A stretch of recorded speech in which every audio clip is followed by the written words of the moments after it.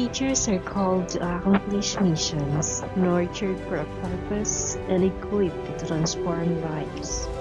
You are recognized public servants and shall never be called paid workers, for the wages and benefits they receive cannot be equated to the true essence of their professional calling, which is priceless and immeasurable.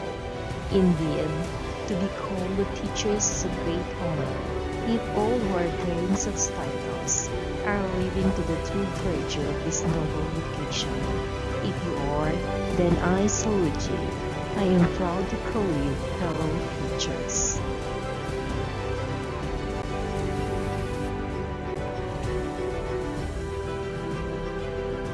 Mga kapwa ko guro, marami ang naghangad na maging guro, nag-aral, nagsanay, at ang iba ay nagpakadalubhasa sapagkat itinuturing itong isang napakarangal na propesyon.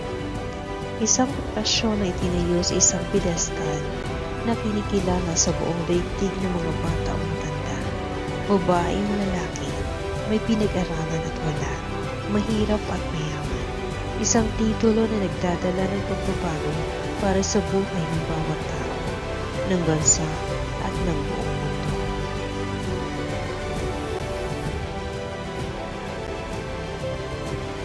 Ito ay isang paglilingkod ng buhunan ay buhay at dangal, puso at isipan, lakas at pagpapagal. Maihatid lamang sa bawat isa ang tunay na layunin, bakit nilikha ang edukasyon. Subalit ang pinakamabigat na katanungan na patuloy na susukat sa tunay na kahulugan at kabuluhan ng pagiging isang guro ay kung paano natin ito ipinakikita sa bawat araw ng ating buhay. Ang tanong, guro, paano ka nagpapaka-guro?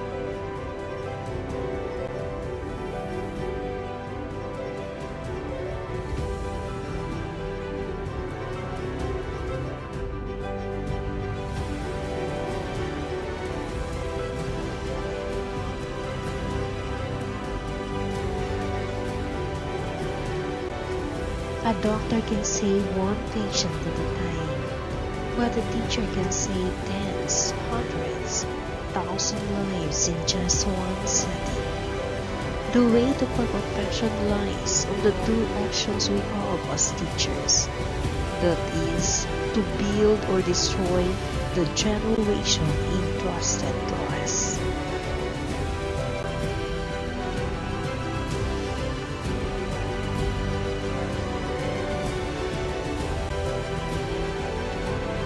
We must remember that if our consciences speak of who we are in the absence and presence of our students, and if our words spell who we are in the ears, hearts, and minds of our students, we must not forget that our lives shout who we are in the souls of these learners. Our lives are the living version of the word education that has the power to build or destroy every person that will come on our way.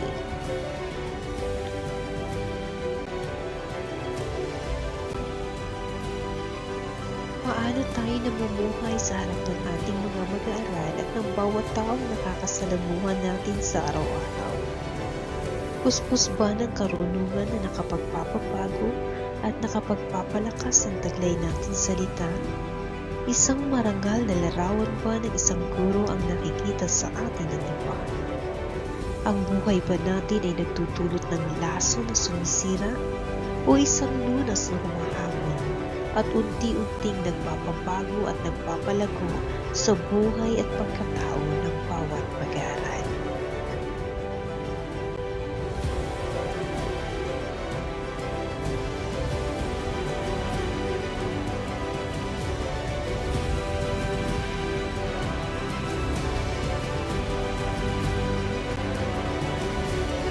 Paano tayo manamit? Paano tayo kumilos? Paano natin pinalalago ang ating mga sarili? Paano tayo magsalita? Paano tayo makisalamuha? Paano tayo nagpapakaguro sa ating ugali, isip at gawa?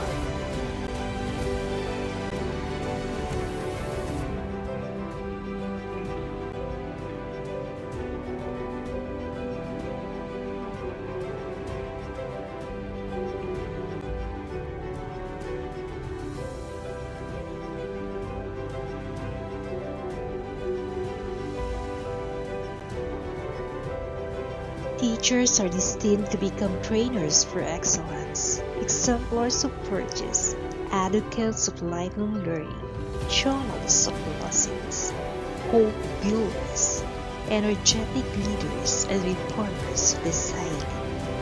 These are the truths embedded in the true essence of being a teacher that will help us realize the meaning of the oath we uttered when we accepted our profession with all our hearts, minds, and strengths to lead our learners to the deeper perspective of life.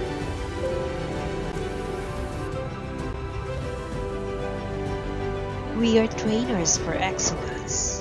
Hindi natin sinasangayunan ang kaisipang pwede na. Wala ito sa bokabularyo ng isang tunay na guro. Sa halip, hinahanap natin ang lahat ng pagkakataon upang umunlad at lumago sa ating pagkatao at pagtuturo. Until the good becomes better and the better becomes best. We cannot demand excellence from our students if we are not helping ourselves to excel in our fields of expertise. We must remember, we cannot give or share what we don't have.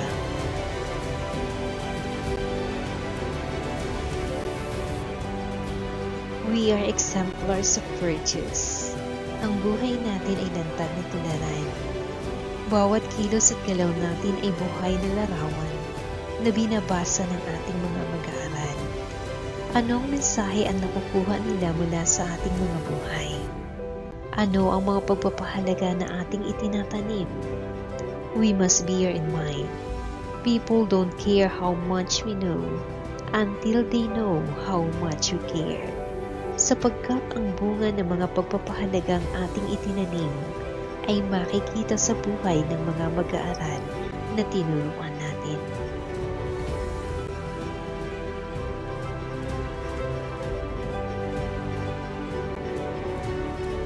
We are advocates of lifelong learning. We must not forget. As teachers, we are forever learners, aiming for further growth, and always exploring for what is new. Ang tunay na guro ay hindi humihinto sa pagkatuto upang patuloy na maging instrumento ng pagbabago. Hanggang ang huling lakas at karunungang taglay ay maipasa ng lubos sa huling mag-aaral na nangangailangan ng pagkatuto at paglago.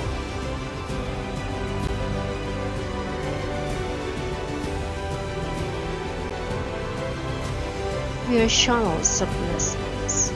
Ang tunay na guro ay may puso na magbahagi ng kanyang lakas, talino, oras at natatanging kakayahan upang maging pagpapala sa iba. We are not trained to serve as cars and add to the dilemma of the society, but we are called to be the hands of the great master teacher, our Lord Jesus Christ, to guide the learners in all truth and wisdom, to live life to the fullest as how He designed life for us.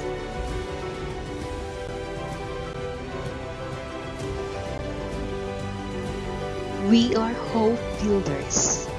We are not called to destroy lives or dreams. As teachers, we don't have the right to ruin the last bit of self-esteem in our students and obliterate the last ray of hope in their sights. But as teachers, we have given the privilege of our profession to help them dream dreams, see visions, and accomplish missions.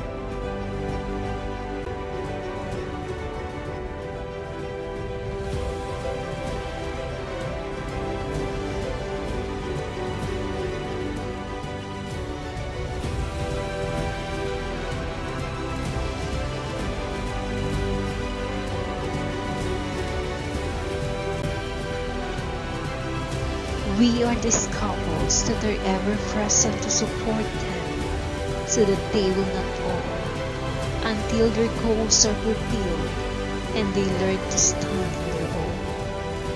Mga mahal kong guro, mabigat ang papel na ating bahagi sa pagbagsak o pagtatagumpay ng ating mga mag-aaral. Alalahanin nating sila ang pag-asa ng ating bukas.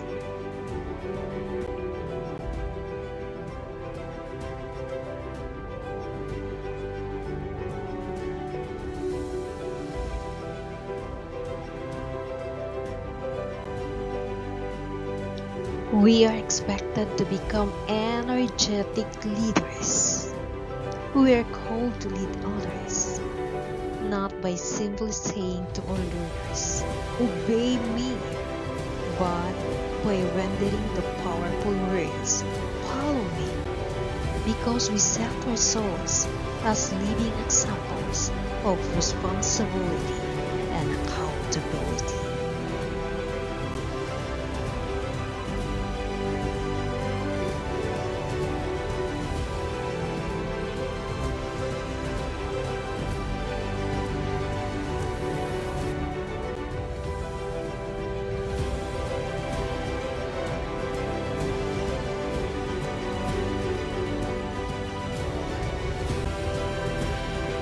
Dapat nating tandaan na bilang mga guro, may lakas tayo at kapangyarihan na maka-impluwensya sa buhay ng ating mga mag-aaral sa pamamagitan ng pagiging mapanagutan natin una sa ating mga sarili. We cannot manage our classrooms or even control the behavior of our students if we cannot manage and lead ourselves first. The energy coming from us is like a blazing laser that can pass through the hearts and souls of our learners. Pangunahan natin sila sa kung ano ang makatwiran at kung ano ang matuwid at tama.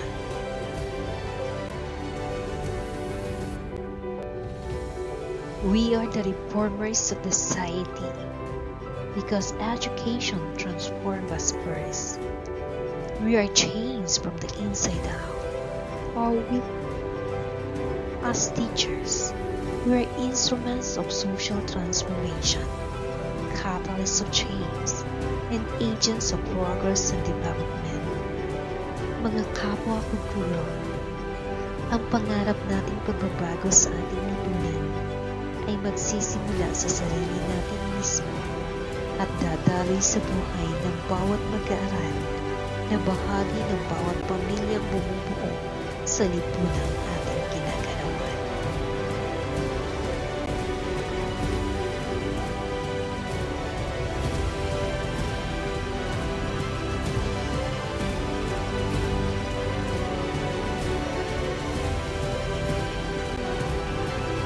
Our ideas, our words, our deeds are great definers of their principles, ideologies, and philosophies to become responsible and productive citizens of the land and have great impact to the lives of our learners.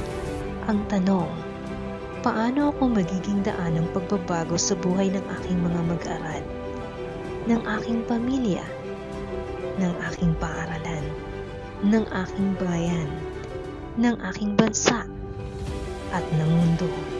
Kung ako mismo ay ayaw magbago at lumago. We cannot expect growth, change, and transformation from our students if our lives in our profession remain stagnant as it is before.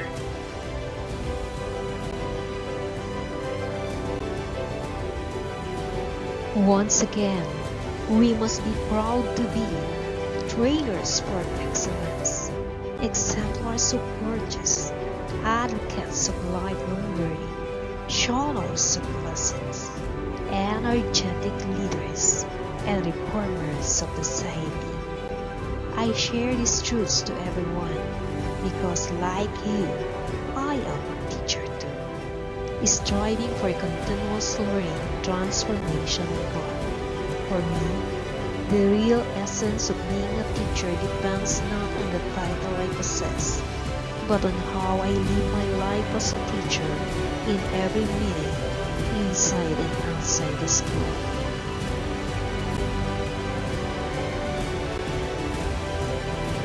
So that we can say, with great pride and honor, proud, we are teachers, because we are. Again, if you are, then I salute you. I am proud to call you teachers. We have the power to create a new breed of generation, and let that generation glorify God. Long live my fellow teachers. Happy World Teachers Day!